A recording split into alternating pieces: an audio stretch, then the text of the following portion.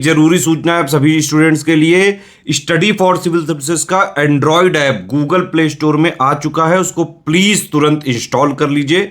और अगर आप स्टडी फॉर सिविल सर्विसेज के सिर्फ ऐप से कोई भी कोर्स, कोई भी पीडीएफ परचेस करते हैं तो उसमें अप्लाई कूपन, अगर आप ज्ञान सर जो है आप उसमें अप्लाई करते हैं, ये कूपन कोड है, तो उसमें 20% फीस तुरंत माफ हो जाएगी। मतलब 20% डिस्काउंट तुरंत उसमें लग जाएगा। ज्ञान सर लिखना है, नॉर्मली ज्ञान सर, स्मॉल लेटर में है सब कुछ, कोई स्पेस नहीं, कोई कॉलम नहीं, सिर्फ ज्ञान सर, GYANSIR। इस तरह से अगर कूपन कोड लगाते हैं आप ऐप में बाई करने से पहले, जो अप्लाई कूपन वाले में आता है, तो 20% का डिस्काउंट तुरंत मिलेगा। वीडियो देखिए। नमस्कार दोस्तों, एक बार फिर से आपका स्वागत है सी सेट प्रिपरेशन के इस चैनल पर। इस वीडियो में हम लोग सी सेट के टॉप 1500 प्रश्नों की श्रृंखला में एक क्लास को और आगे बढ़ाएंगे, जिसमें प्रश्न संख्या 63 से आगे बढ़ेंगे। यह सभी प्रकार के स्टेट पीसीएस एग्जाम के लिए अत्यंत महत्वपूर्ण क्लास है। आप किसी भी प्रकार के एग्जाम की प्रिपरेशन कर रहे हैं, यह क्लास आपके लिए फायदेमंद साबित होगी। तो आप वीडियो को पूरा अंत तक देखिएगा। चलिए अब शुरू करते हैं अपने क्लास को।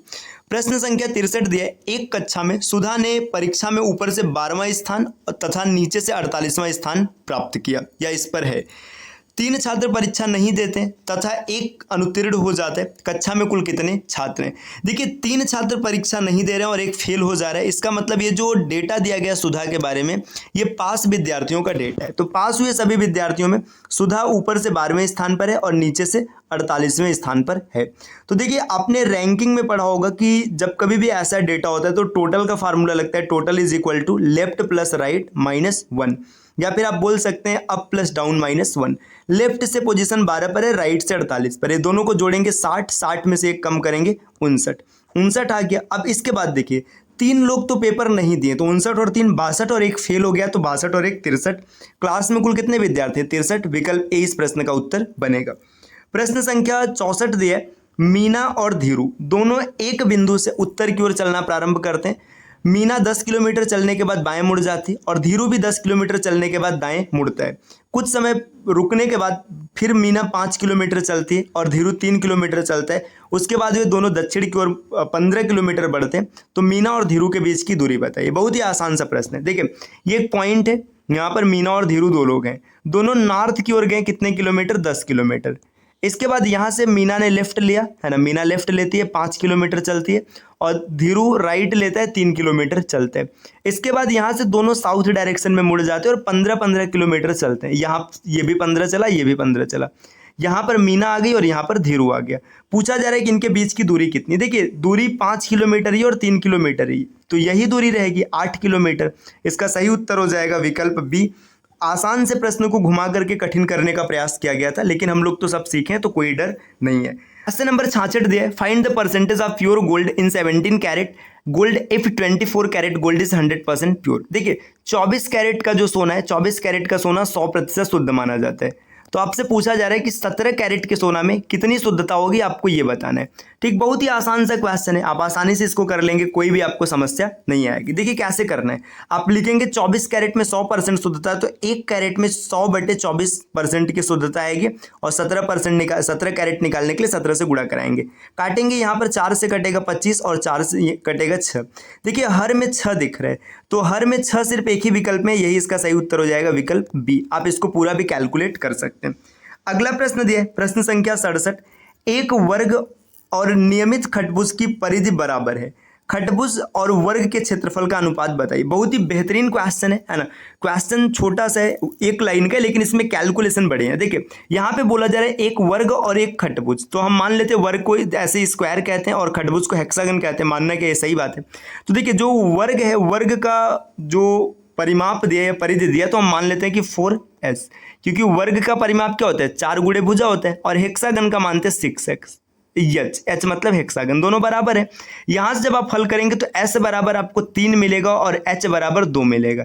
इसका मतलब पता है, जो वर्ग है, वर्ग की भुजा 3 है, और जो हेक्सागन है, जो खटभुज है, इसकी भुजा कितनी है? 2 है।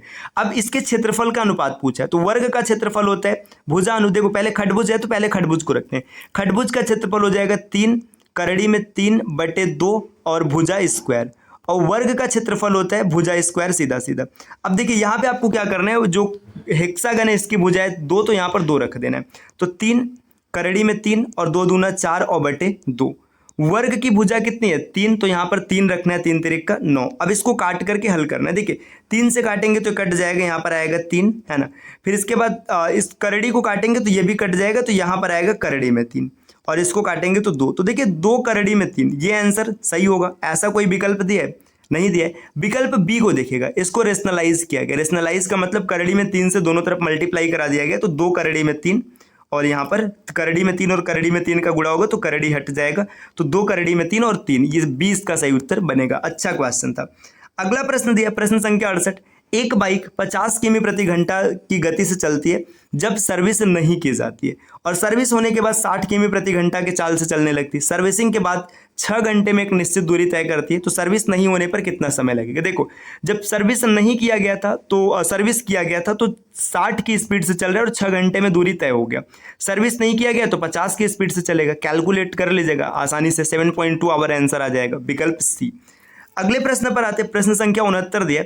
यदि P एंड Q का मतलब ये दिया है, तो आपसे क्वेश्चन पूछा है कि इसका मतलब बताना है। बहुत ही आसान क्वेश्चन है।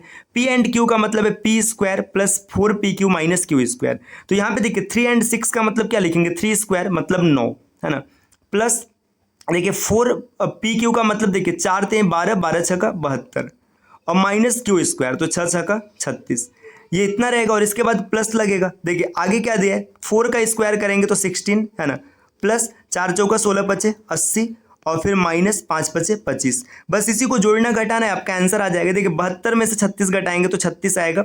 36 में 9 जोड़ना है, जैसे 36 में आप 9 जोड़ेंगे तो 36 और 9 कितना हो जाएगा? 45, है ना। प्लस यहाँ पर देखिए क्या 16 लिखेंगे, और इसके बाद यहाँ पर माइनस करेंगे 25। 80 में से 25 जब घटाएंगे तो 80 में से 25 घटाने पर मिलेगा 35, है ना। 35 नहीं दोस्तों, ये 45 मिलेगा, है ना, 45 मिलेगा, क्योंकि 45 और 80 में से 25 घटाएंगे तो आपको मिलेगा 55। अब इन सबको जोड़ देना है। 55 और 45 कितना होता है? 100, और 100 में 16 जोड़ेंगे तो 116। विकल्प सी इस प्रश्न का उत्तर बन जाएगा। अगले प्रश्न पर आते हैं, प्रश्न संख्या 70 दिया है। किसी समकोण त्रिभुज का आधार और लंब क्रमशः 12 सेंटीमीटर और 5 सेंटीमीटर है। त्रिभुज के परिवृत्त की त्रिज्या बताइए। ये भी अच्छा क्वेश्चन है। देखिए आपके सामने एक समकोण त्रिभुज दिया जिसका आधार मतलब नीचे वाली रेखा। देखिए समकोण त्रिभुज ऐसा हो जाएगा, है ना। आधार का मान दिया है कितना? 12, और लंब का मान दिया है 5। तो ऐसे आपको साफ साफ देख के पता चलेगा एक ट्रिपलेट होगा, यहाँ पर आएगा 13। अगर नहीं पता चल रहा है तो पाइथागोरस का थ्योरम लगा लीजिएगा। ABC तीनों भुजा मिल गया। अब जो सर्कम रेडियस होता है, इसका फार्मूला होता है सर्कम रेडियस का, मैं सीधा फार्मूला लिख रहा हूँ। फार्मूला होता है ABC। ABC मतलब त्रिभुज की भुजा बटे √A + B + C, एक कोष्टक में। दूसरे कोष्टक में A + B - C, तीसरे कोष्टक में A + C - B, और चौथे कोष्टक में रहेगा A B + C और -A। देखिए करना क्या है, बहुत ही आसान फार्मूला है। A + B + C तीनों को मल्टीप्लाई करके ऊपर रखना है, A B C को। नीचे पहले तीनों को जोड़ना है, फिर 2 को जोड़ के 1 घटाना है, फिर आगे 2 को जोड़ के 1 घटाना है, फिर तीसरे में 2 को जोड़ के 1 घटाना है। A B C का मतलब 5, 12, 13, तो लिखेंगे 5 × 12 और × 13, इतना लिखेंगे। और सबके बटे क्या करेंगे? देखिए A + B + C 12, 13, 25 और 5 30, ठीक। अब गुणा, इसके बाद देखिए अब 2 को जोड़ के एक को घटाते हैं। देखिए 12, 5, 17, 17 में से 13 घटाएंगे 4, ठीक। 12, 13, 25 में से 5 घटाएंगे 20, है ना।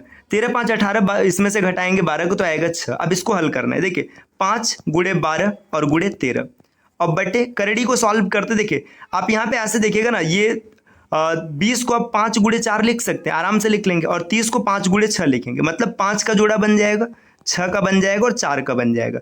अब इसको काटना पीटना, देखिए जब 5 देखेंगे तो 5 से 5 कट जाएगा, है ना, और नीचे आ जाएगा 2, और 13/2 का मतलब कितना? 6.5। तो इस क्वेश्चन का सही उत्तर बनेगा विकल्प सी, 6.5। देखो ये सीधा फार्मूला बेस्ड क्वेश्चन था। अगर आपको अभी भी नहीं समझ में आया तो घर पर आप आराम से कर लीजिएगा, पाइथागोरस थ्योरम लगाइएगा। ये देखिए 12, यहाँ पर 5, पाइथागोरस थ्योरम लगाएंगे, करड़ी स्क्वायर बराबर लंब स्क्वायर प्लस आधार स्क्वायर, ये 13 आ जाएगा। एक को A मान लीजिएगा, एक को B मान लीजिएगा, एक को C मान लीजिएगा, आप किसी को मानिए, कोई फर्क नहीं। इसके बाद जो सर्कम रेडियस है, इसका फार्मूला सीधा सीधा आप याद रखिएगा। फार्मूला इसका होता है A × B × C, और बटे में हो जाएगा √A + B + C, एक कोष्टक में। दूसरे कोष्टक में A + B - C, और तीसरे कोष्टक में A + C - B, और चौथे कोष्टक में B + C - A। बस ये कैलकुलेट कर लीजिएगा, आंसर आ जाएगा। प्रश्न संख्या 71 दिया है, मौखिक संप्रेषण के दौरान निम्नलिखित में से किससे बचा जाना चाहिए। जब कभी भी आप वर्बल कम्युनिकेशन कर रहे हैं तो किससे बचना चाहिए। देखिए, अनावश्यक आदेश देने से बिल्कुल सही है, हास्यास्पद व्यवहार करने से ये भी सही है, अनावश्यक तर्कों को प्रोत्साहित करने से ये भी सही। तो तीनों से बचना चाहिए। इसका सही उत्तर हो जाएगा विकल्प डी। प्रश्न संख्या 72 नंबर का क्वेश्चन दिया है, में सही मिलान कीजिए। आपको बताना है इसमें से कौन सा सही मिलान है। आसन, खड़े होने और बैठने का तरीका होता है। संकेत, शरीर के विभिन्न अंगों में हलचल, इसको संकेत कहते हैं। इसके बाद आगे दिया गया व्यक्तिगत वेशभूषा, वस्त्र और केश सज्जा, और एक बचा है तो इससे मिला देंगे। एक के साथ दो, बी के साथ ए, एक के साथ दो और बी के साथ ए। देखिए यहाँ पर ये या तो ये सही बनेगा या तो ये सही बनेगा। इसके बाद जब पूरे को देखेंगे तो विकल्प डी इसका उत्तर बनेगा। अगला प्रश्न दिया हुआ है क्वेश्चन नंबर 73, निम्नलिखित में से कौन सी एक प्रकार की दूरी है जो संचार प्रणाली में शामिल नहीं है। तो संचार प्रणाली में कौन शामिल नहीं, देखिए इंटीमेट स्पेस शामिल है, पब्लिक स्पेस शामिल है, पर्सनल स्पेस ये भी शामिल है। तो जो इकोनॉमिक स्पेस दिया ये शामिल नहीं होगा, विकल्प सी इस प्रश्न का उत्तर बनेगा। अगला क्वेश्चन दिया क्वेश्चन नंबर 74, परामर्श किसी व्यक्ति के निम्नलिखित कौशल में सुधार करने के लिए उपयोगी सिद्ध हो सकता है। मतलब जो परामर्श है इससे कौन सा कौशल सुधारा जा सकता है, तकनीकी नहीं, व्यवहारिक नहीं, निर्णय लेने का कौशल, यही इसका उत्तर बनेगा। क्वेश्चन नंबर 75 दिया है, संचार प्रक्रिया के ब्लॉक आरेख के बारे में निम्नलिखित में से कौन सा सही कथन है। जो संचार प्रक्रिया का ब्लॉक आरेख होता है इसके बारे में कौन सा सही है। एनकोडिंग में एक चैनल से प्राप्त जानकारी के लिए अंतिम व्याख्या और आत्मसमझ के विचारों को शामिल करना है, ये गलत है ना। डिकोडिंग में चैनल में भेजने से पहले सूचना को समझने योग्य प्रतीक चिन्हों में परिवर्तित करना शामिल है, ये भी गलत है। तो दोनों गलत है, तो इसका सही उत्तर हो जाएगा न तो एक न तो दो, विकल्प डी इस प्रश्न का उत्तर बनेगा। तो दोस्तों ये हम लोगों की क्लास रही, हम लोगों ने कुछ प्रश्नों का डिस्कशन किया है। ऐसी क्लास आपको निरंतर मिलती रहेगी, जिसके लिए आपको सी सेट प्रिपरेशन की इस चैनल को सब्सक्राइब करना है। और अगर आप पीसीएस एग्जाम की कंप्लीट प्रिपरेशन करना चाहते हैं तो टीम के पेड कोर्स से जुड़ने के लिए इन दिए गए नंबर पर कॉल या व्हाट्सएप करके टीम के पेड कोर्स से आप जुड़ सकते हैं। ये ज्ञान सर का व्हाट्सएप नंबर है, यहाँ से आप व्हाट्सएप के माध्यम से भी जानकारी प्राप्त कर सकते हैं। दोस्तों प्ले स्टोर से स्टडी फॉर सिविल सर्विसेज का एप्लीकेशन इंस्टॉल करना ना भूलिएगा। एप्लीकेशन के माध्यम से अगर आप किसी भी कोर्स को ज्वाइन करते हैं तो वहां पर अप टू 50% तक डिस्काउंट आपको देखने के लिए मिल सकता है। बस आपको कोड अप्लाई करना है ज्ञान सर, इसमें सभी लेटर्स स्मॉल रहेगा और कोई भी स्पेस नहीं होगा। मिलते हैं आपसे अगली वीडियो में, तब तक के लिए नमस्कार।